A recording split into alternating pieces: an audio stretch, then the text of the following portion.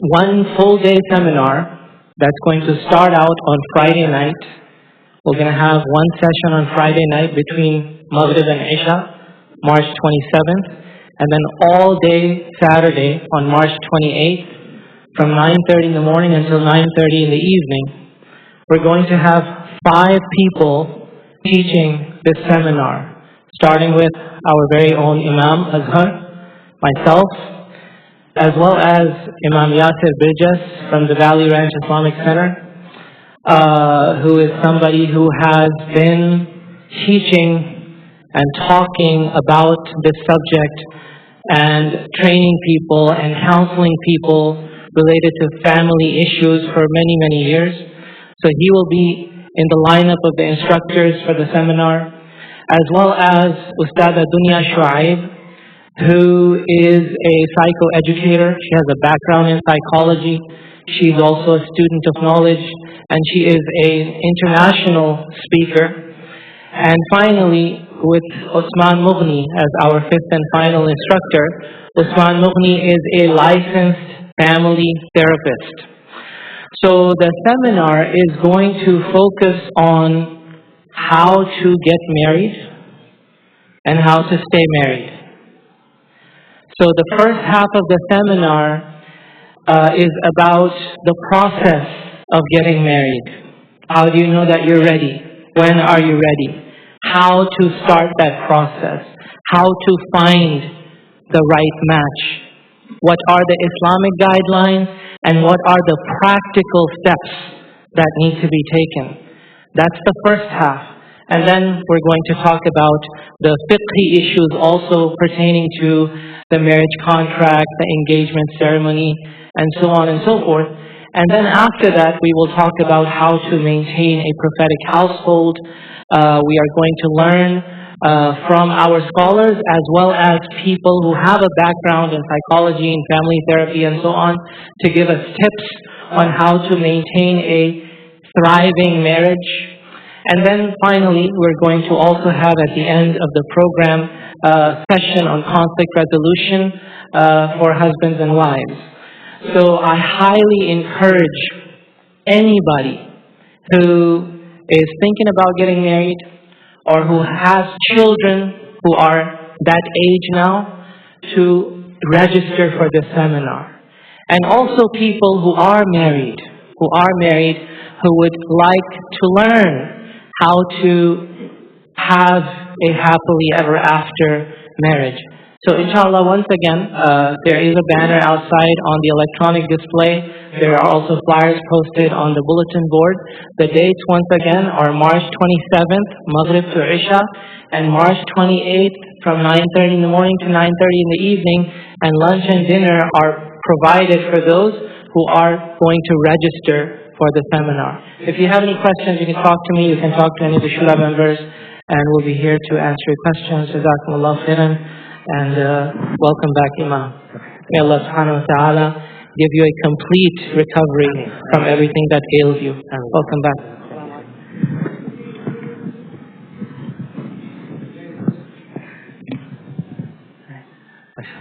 Assalamu alaikum wa rahmatullahi wa barakatuh.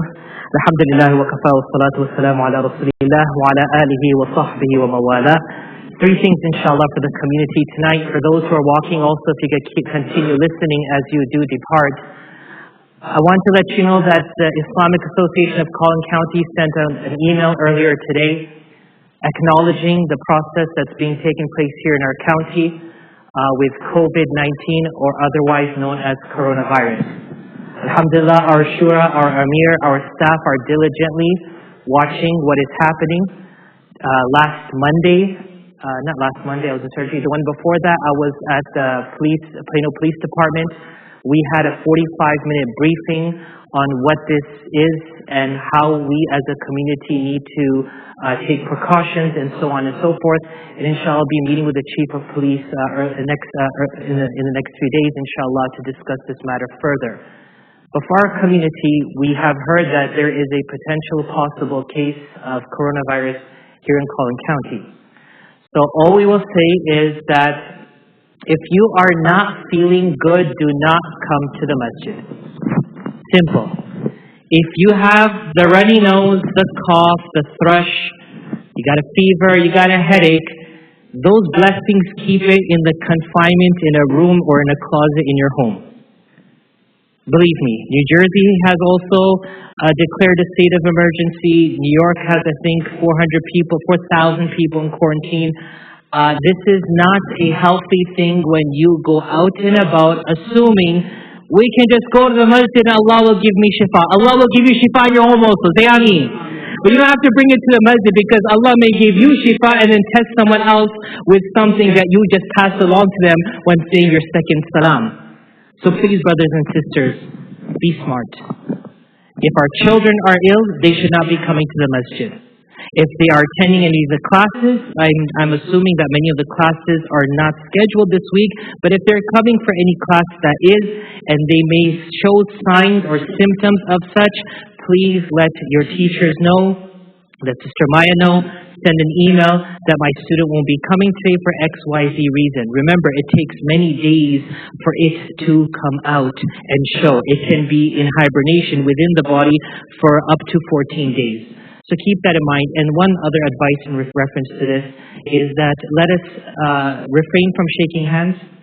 We can touch our elbows or just touch our heart and just give salam. That's good enough, inshallah. Because remember, this is not so much of an airborne problem as much as it is a surface or touch problem. So may Allah subhanahu wa ta'ala protect all of humanity.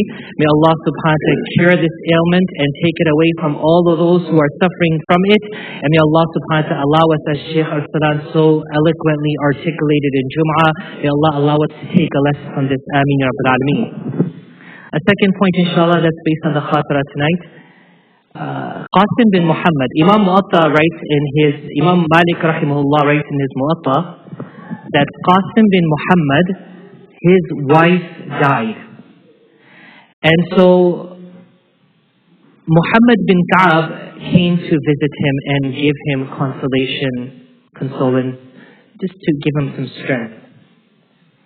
And he related to him a story of a scholar, a saint from Bani Israel. He said there was a great scholar in Bani Israel who had a wife and he loved her very much. She was the support beam, per se, of his life. And one day she died. When she died, he became so disheartened. He grieved so much. They said, I'm no longer going to engage with this religion and propagation of this religion in the masses. I'm going to my home. I'm going to seclude myself in my house. And that's where I'm going to live the rest of my life. He was in so much grief. What happened was the people waited and hoped that he would come out from his house and that the grieving process would take place and he would get back to serving the community, but that was not happening. At times a line would be formed outside of his door with people with desperate questions to ask, but he would not answer them. One day a lady said, I'm going to go and ask him a question and he's going to answer me. So she went into this line and the line didn't budge and ultimately everyone said, let's forget it, let's go. So they got up. But she stayed persistent. And the servant of the house kept on reminding the sheikh that there's this lady outside that she wants to meet you and talk to you. And she said she's not going to leave until you answer her question. Ultimately, he gave in. He said, send her to me. She came in. He greeted her and she said, I have a mas'ala, a question to ask. You see, many years ago, my neighbor lent to me a necklace. And since she gave it to me as a loan, I've been wearing it ever since. And now after all these years, out of the blue, the neighbor says, give me back my necklace. And I'm saying to her, no, I'm not. Do I need to give her back the necklace? He said, certainly, of course you have to give it back to her. Because it doesn't belong to you, it belongs to her. She said, but don't you understand? I've had it for years. I've been wearing it for years. Why should I give it back to her?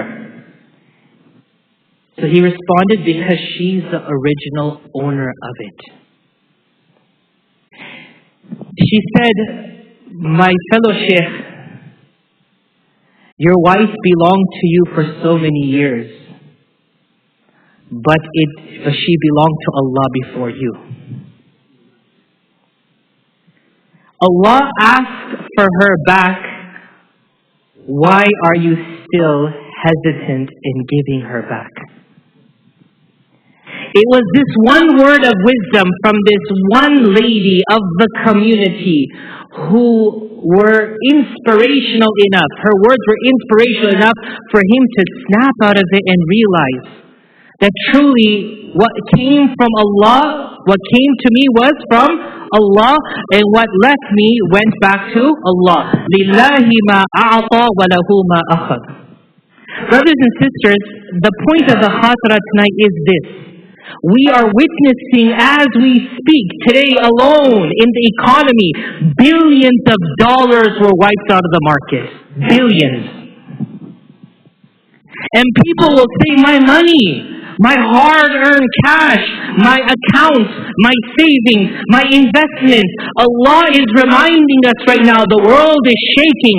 The world is shaking. It's reminding you, it was never yours. It's never been promised to be yours. When are you going to wake up? When are we going to wake up? Now it starts to make sense to me that the Prophet ﷺ tells us about the time when the trumpet's going to be blown and the world is going to rip and the sky is going to crack. And people are still going to be trying to finish off their things. Didn't you realize that this point was right around the corner? It hurts me when I hear our Muslim community say, Imam, signs of the Day of Judgment. MashaAllah, lecture me. I'd love to hear it. These are signs of the Day of Judgment. Qiyamah is coming. We're living in bad times.